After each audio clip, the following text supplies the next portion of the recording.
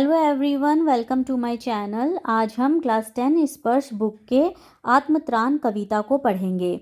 इसके रचयिता कवि गुरु रविंद्रनाथ ठाकुर जी है। ये मूलतः बांग्ला भाषा में लिखी गई है और इसका हिंदी में अनुवाद यानी ट्रांसलेशन हजारी प्रसाद द्विवेदी जी ने किया है। आत्मत्राण का अर्थ होता है स्वयं अपनी रक्षा करना, मतलब अपना रक्षा खुद करना। तो इस कविता में कवि गुरु ईश्वर से सहायता नहीं मांगते, वे ईश्वर से हर दुख हर दर्द से बचने के लिए वो भगवान को नहीं पुकारते। वो बस ये कहते हैं वे स्वयं अपने दुख से बचने और उसका सामना करने को अपने आप को योग्य बनाने के लिए भगवान से, ईश्वर से प्रार्थना करते हैं। तो आइए पढ़ते हैं। विपदा से मुझे बचाओ ये मेरी प्रार्थना नहीं। विपदा यानी कि ट्रबल, मुसीबत। तो कवि गुरु इस पंक्ति में ये बोलना चाह रहे हैं कि विपदा से यानी मुश्किलों से मुझे बचाओ ये मेरी प्रार्थना नहीं है। ये मतलब मैं ये प्रार्थना नहीं कर रहा हूँ केवल इतना हो करुणा में, लेकिन केवल इतना होवे, केवल इतना हो करुणा में। करुणा में अर्थात होता है भगवान, ईश्वर को करुणा में कहा जाता है। ठीक है, तो बस इतना हो करुणा में, ईश्वर को बोल रहे हैं जो दूसरों पर दया करते हैं। करुणा यानी कि दया होता है, और जो दूसरों पर दया करते हैं वो होते हैं करुणा में। कभी न विपदा में पाऊँ भय। तो कभी भी विपदा यानी मुसीबत होता है और कष्ट होता है, तो मैं कभी भी उस पर क्या ना हूँ, मैं उससे कभी भी भय ना पाऊँ। भय ना पाऊँ अर्थात कि मैं उससे कभी भी डरूँ ना, मैं उससे भी कभी भी अफ्रेड ना हूँ, भय नहीं, मुझे डर ना लगे विपदा से यानी कि ट्रबल से, प्रॉब्लम से मुझे कभी भी डर ना लगे। तो ट्रबल, विपदा से मुझे बचाओ यानी कि कष्ट से मुझे बचाओ, ये मेरी प्रार्थना नहीं है, इसकी प्रार्थना मैं नहीं करता हूँ। केवल इतना हो करुणा में, बस इतना होवे हे ईश्वर, है गुरु, कभी ना विपदा में पाऊँ भय। मैं कभी भी विपदा से यानी मुसीबत से, कष्टों से मैं भय ना पाऊँ, यानी कि मुसीबतों से मैं डरूँ नहीं और मुसीबतों का सामना मैं पूर्ण शक्ति से कर सकूं। दुख ताप से व्यथित चित्त को ना दो सांत्वना नहीं सही। दुख ताप से व्यतीत चित्त को, दुख ताप यानी दुख, बहुत ही कष्ट, तो उसको बोलते हैं दुख ताप, कष्ट की पीड़ा को। व्यथित, व्यथित होता है दुखी, दुखी होना।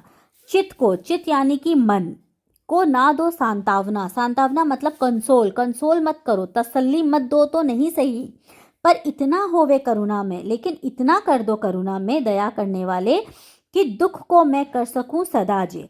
तो दुख को मैं यानी कि पेन को कर सकूं, दर्द को कर सकूं सदा जय। सदा जय को मतलब होता है कि किसी भी प्रॉब्लम को, किसी भी मुश्किल को मैं उसको विजय प्राप्त कर सकूं। सदा जय यानी कि यहाँ पर तात्पर्य है विजय प्राप्त करने से। ठीक है, विजय प्राप्त करने से यानी कि मैं उस पर विजय प्राप्त कर सकूं। किस पर विजय प्राप्त कर सकूं? मैं दुख पर विजय प्राप्त कर सकूं। ओके, कोई नहीं सहायक ना मिले तो अपना बल पौरुष ना हिले।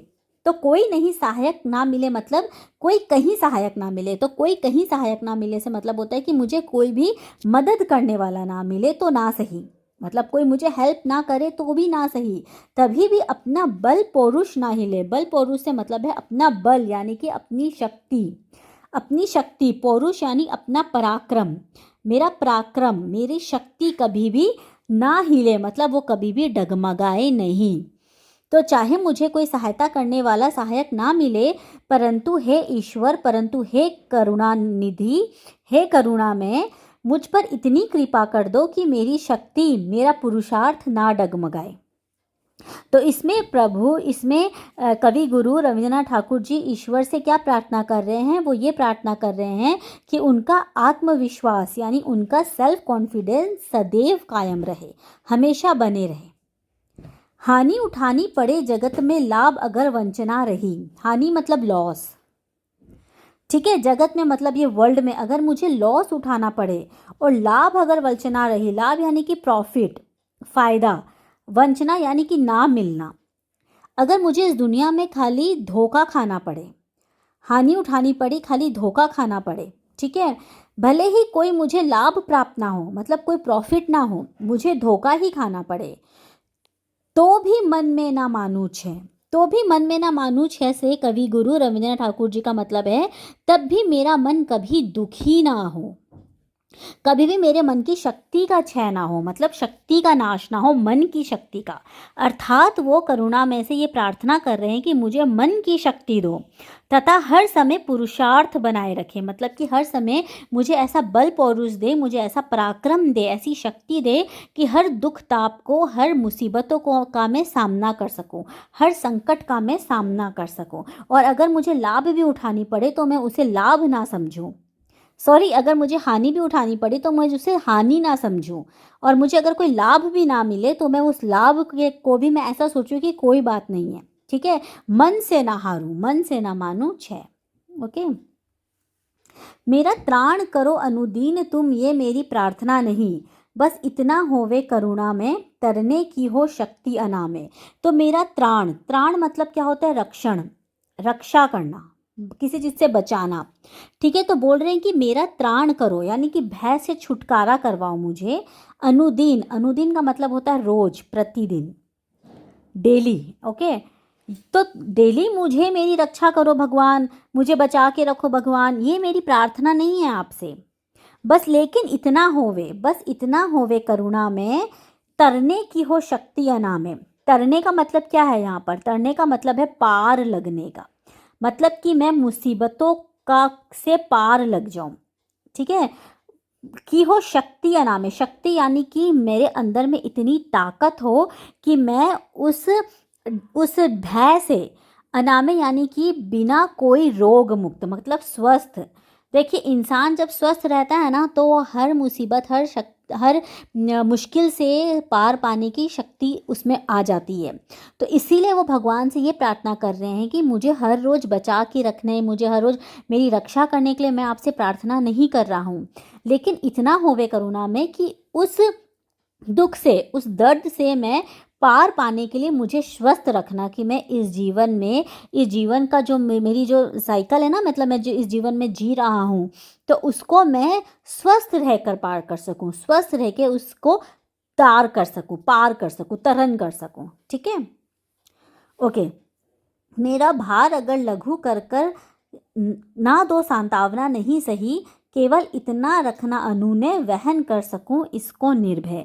तो मेरा भार कम करके, भार क्या होता है? रेस्पॉन्सिबिलिटीज होता है, ठीक है, भार।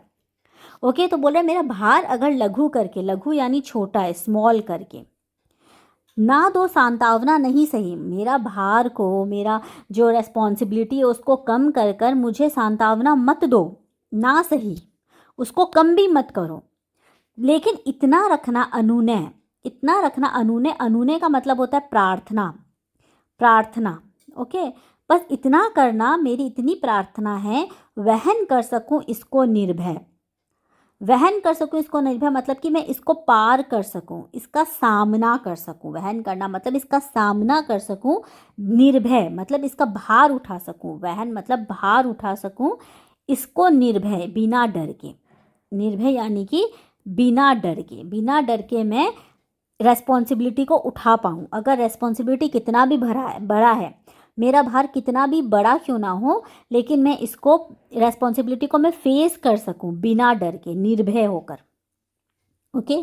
नत सिर होकर सुख के दिन में, तब मुख पहचानूं छिन छिन में।